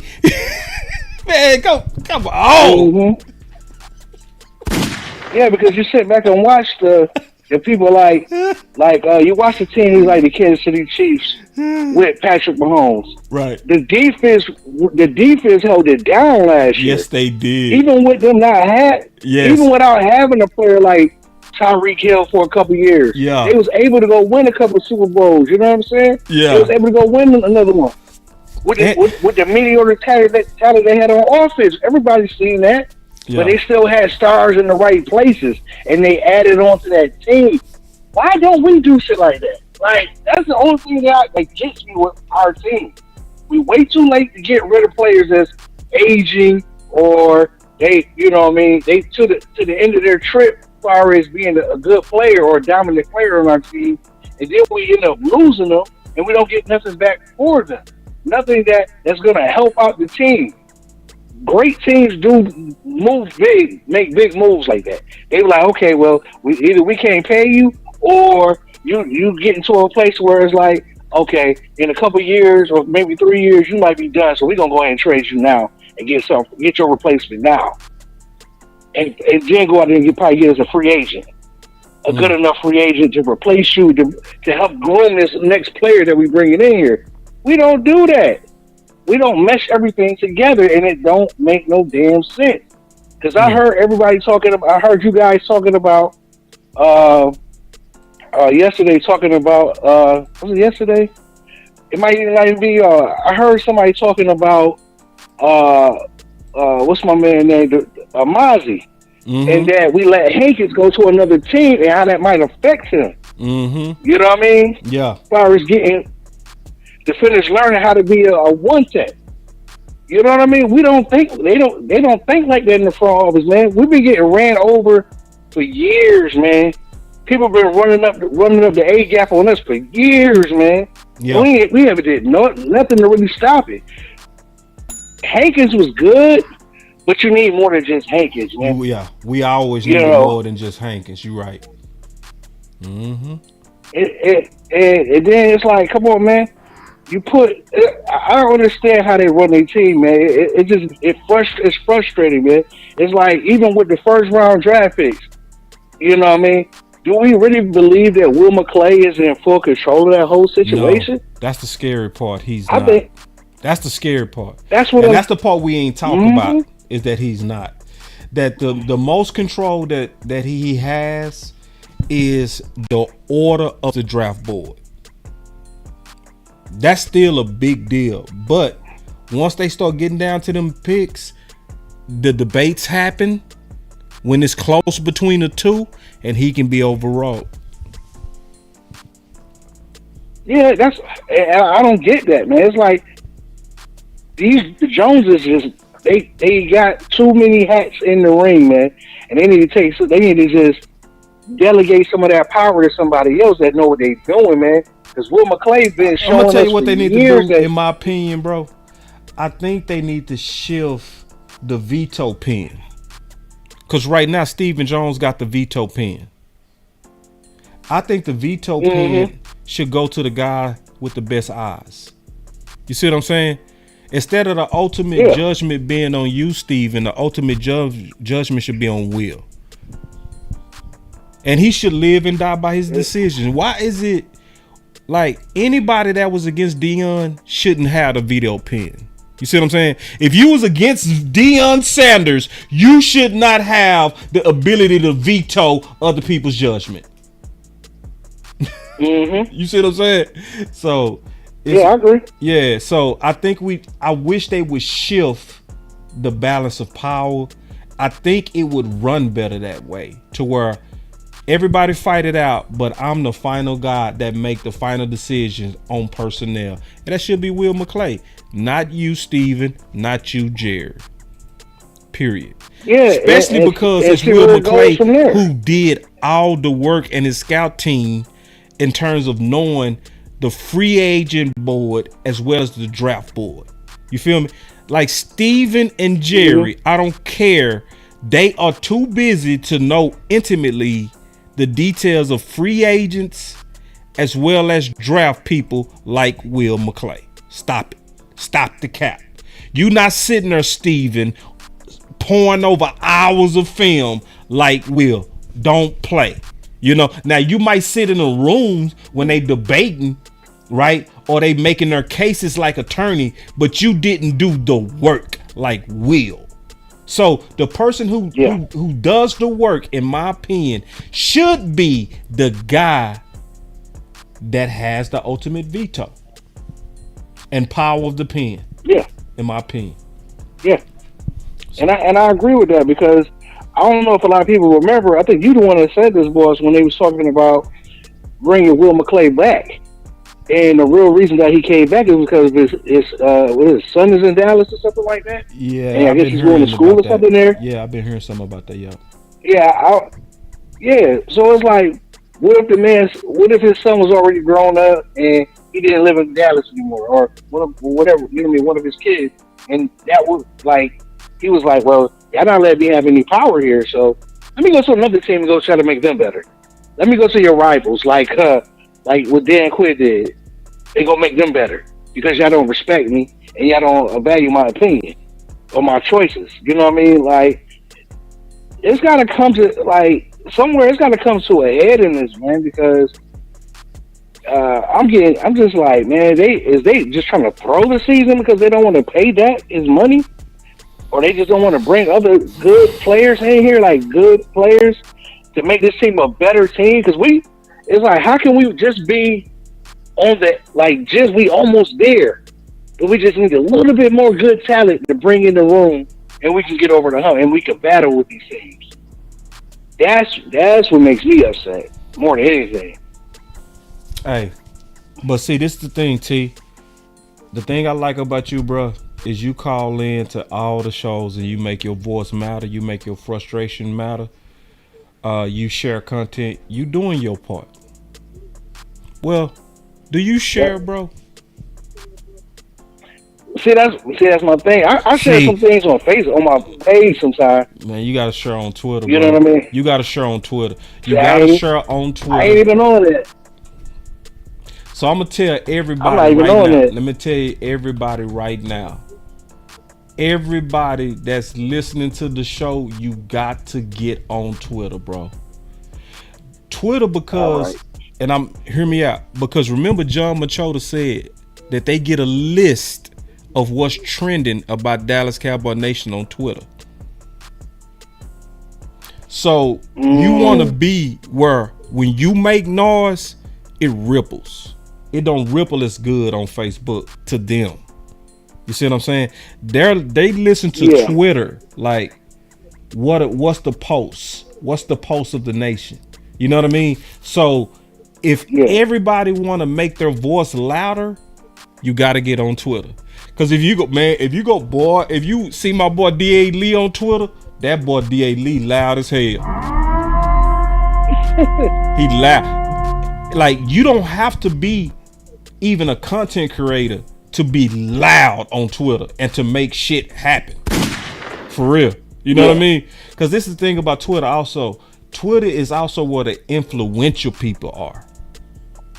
You see what I'm saying? So you'll run into, like, I saw Cal Yeoman responding to DMV today on Twitter. They going back and forth. I'm like, this dope. You see my boy DMV going back with one of the voices of .com. You know what I mean? And it's every day. Okay. Yeah. So one of my James said, and this is let me give everybody a Twitter lesson, because I didn't understand Twitter at first either. So let me give y'all a Twitter lesson, and y'all gonna become real good at Twitter. The key to Twitter is this. All right, let me show y'all how to rock Twitter. I'm gonna show you how to really rock Twitter. All right. So if you watching, I'm sharing my screen. If you watching, the first thing you want to do is you want to follow some people that's gonna probably be people that's influential in the space. So you want to follow all the .com people, the Clarence Hills, all those people. I'll follow all of them, right?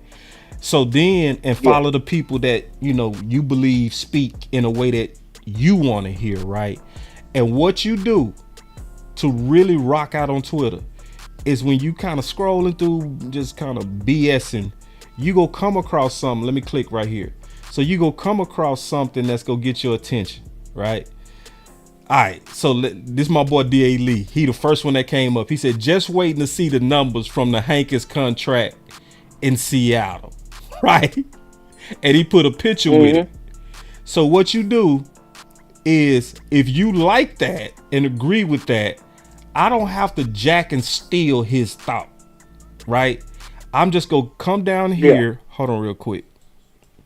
Because I agree with his thought, I'm gonna click here I'm gonna put a quote by what D.A. Lee said, and I'm gonna say it will tell us a lot about the Dallas Cowboys from the amount we see on the Hankins contract to Seattle. So now what I'm doing is I'm sharing his thought but adding my thought. Okay. But this is honest. This is honest how I feel about his thought. So when I share that, then people that follow me go see that thought, and it's gonna also cause them to have commentary on it as well.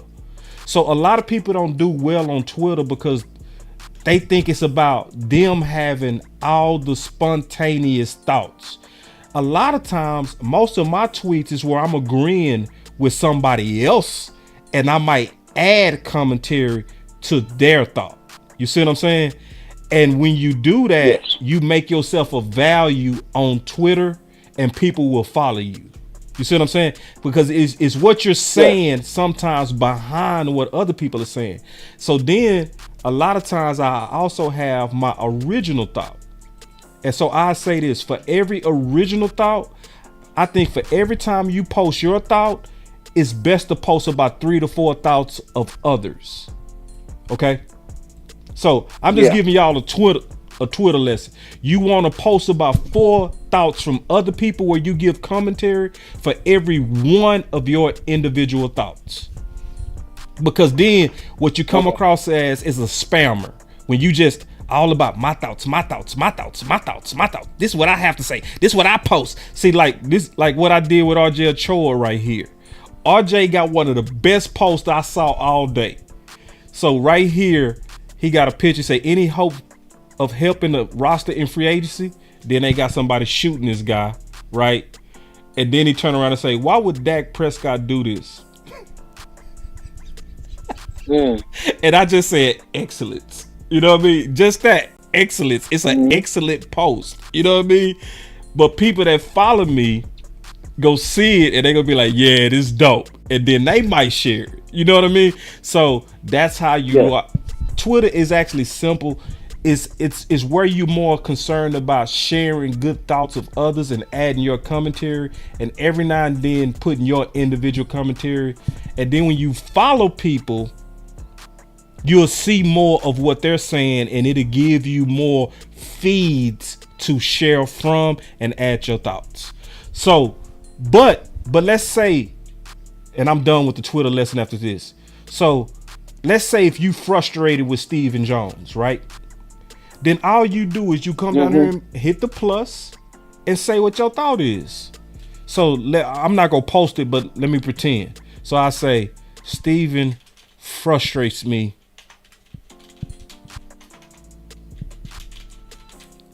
when he is so damn cheap and when he treats us like we are stupid. Right? So that's something you might say, right? You could post that. You could post it right there. You know what I mean? And something that simple might go viral. Just that simple thought. You know what I mean? Because so anyway, I got you. But you gotta join Twitter, bro. Because this is where the action is. This is where your voice gets louder. For real. You know what I mean? Also, my last pitch on X is this. This is also where stuff break fast. So if stuff is happening, you go see it on Twitter a lot of times before it breaks on the news. So anyway. Okay. But man, good call, bro. All right, now. I'll let you. That's my boy Tyreek. And see, I love it because Tyreek was listening. See, Tyreek is about that movement. He's about that action. He was taking it all in. So I might do this again, man, because I don't think I should tell y'all to get on Twitter without showing y'all how to really rock Twitter. You know what I mean? Because if you rock, because I used to be just like my boy James, man. I used to get Twitter at all. I was like, I don't get it. You know what I'm saying? But then I researched how to really rock Twitter, and then it became kind of like second nature to me. Let me get to some of these super chats because some of them came in a little later. My boy comments said, check your DM and give me your thoughts, please. So then I check my DM. He said, Stephen Jones buys Jordans when hair on the logo. Stephen Jones buys Jordans with hair on the logo. Nike, that says swoosh. And Adidas with 2 stripes. Oh, okay, I get it. Instead of air, it says hair. Okay. And then he got the Adidas with the 2 stripes. Yeah, he talking about them shoes. He talking about them old ugly ass shoes. Yeah, I'm with you. Hold on, let me check my DM real quick. Let me see what my boy Common Sense got up in here.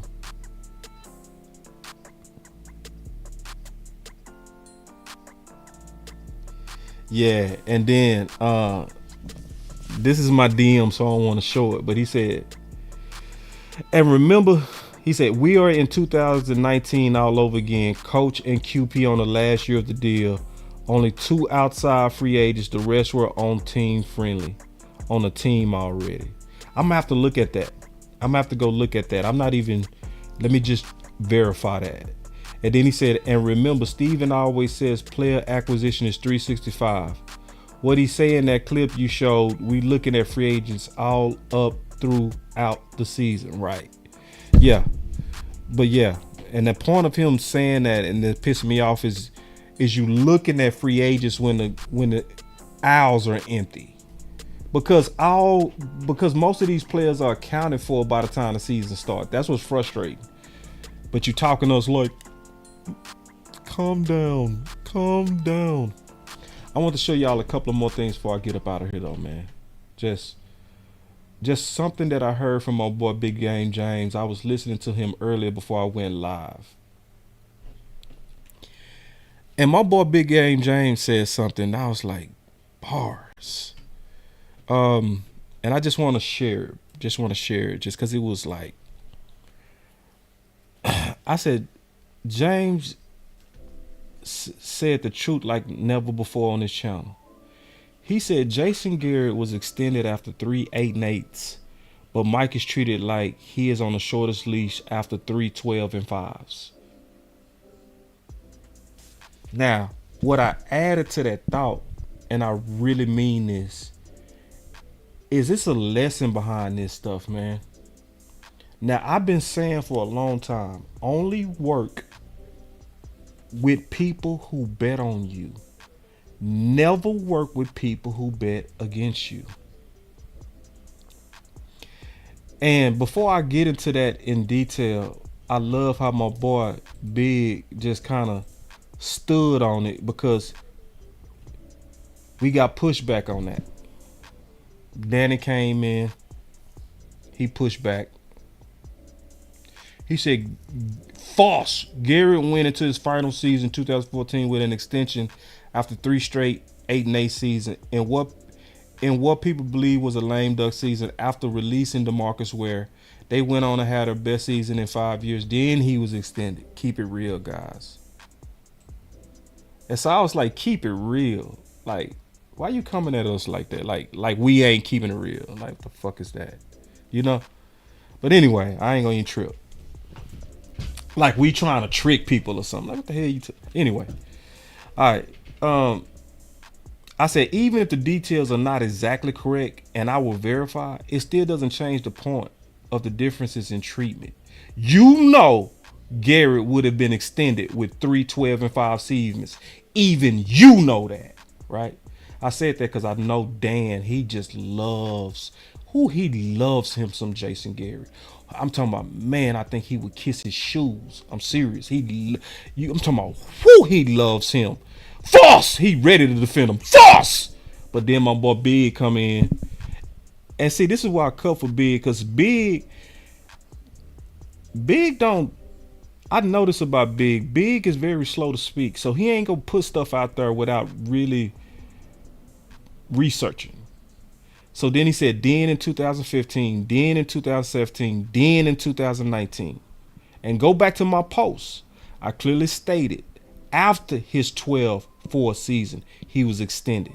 Point is, you had patience with Garrett in losing seasons, but you put Mike on notice. when he has been better than Garrett in his short term. Love it. Love it. But it goes back to what I was saying. And I'm seeing this, and I want to say this publicly. My boy Big been telling us they don't believe in Dak, boss. And I used to be like,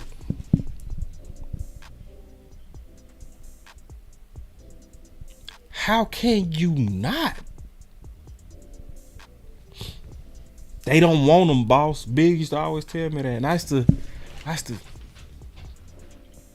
you know, I used to hear it, but then I was kind of like, it just didn't make no sense, right?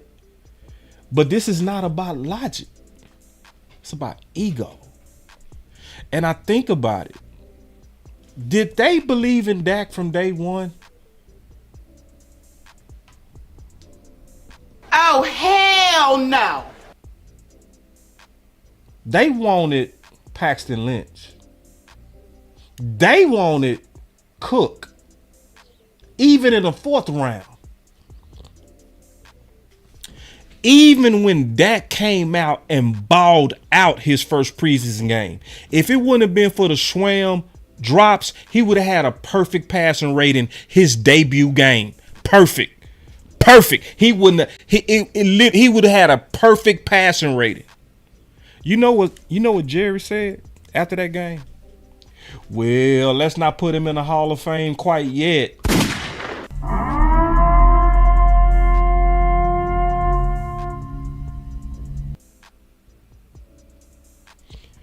And so I start thinking about Big. And I start thinking about what I've seen in my own corporate experiences. And I learned this from being in corporate America. Don't work for people that don't bet on you. Because they always try to make themselves look right on the original judgment of you. Most people. Some people can back out of that ego. But most people, if like for instance, if you go try to work under a place and one of the key managers is showing they don't really believe in you, pick another job. Because that manager likely is going to do everything in his power to make himself look right on his original judgment of you or her. And I think that's what we seeing with Mike McCarthy. And I think that's what we seeing with Dak. It's because they didn't believe on him out the gate. They still trying to say, see, I was right. See, I knew it. And that's why this post that he had was so on point, my boy Big. And what he said. Because see, you bet on Jason Garrett. And because you bet on Jason Garrett and you publicly raised him and discipled him, you had all the patience in the world, to my boy Big point. Damn good point.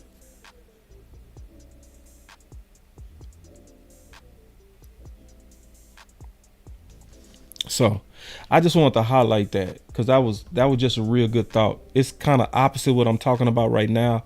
It's not in context of what I'm talking about right now. But that just hit me when he said that. I said, boy, that boy Big. He put that out there and it was true. But going back to today, Dallas Cowboys. You look like that woman on the left. You really do.